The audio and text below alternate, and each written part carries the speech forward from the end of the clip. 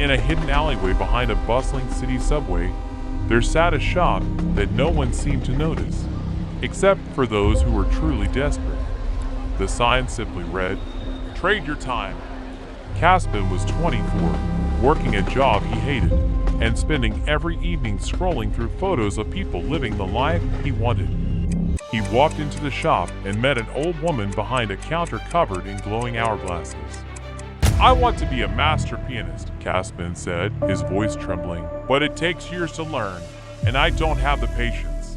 I want the skill now."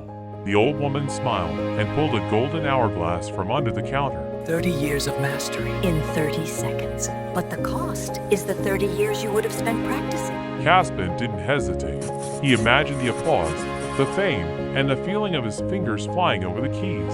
He signed the parchment. In a flash of blinding light, his hands transformed. They were calloused, strong, and moved with a grace he had never known.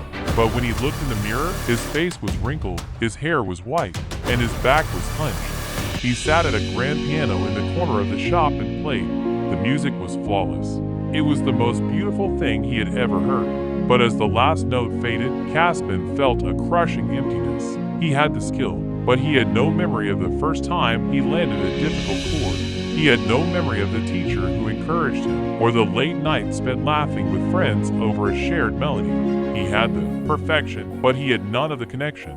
He looked at the old woman, tears in his eyes. I'm a master, but I don't feel like a musician.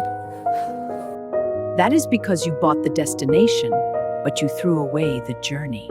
You have the result, but you don't have the soul. Growth takes time. Don't be in such a hurry to reach the finish line that you forget to actually live the life in between.